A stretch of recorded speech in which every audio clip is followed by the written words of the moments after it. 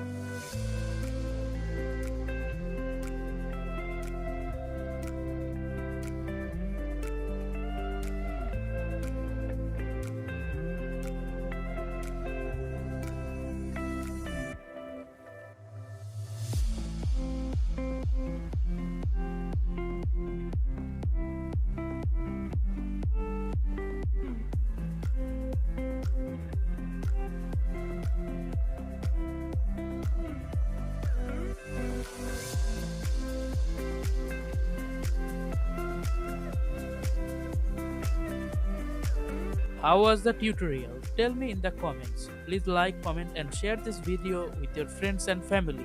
Also, please subscribe and don't forget to click the bell icon for more videos.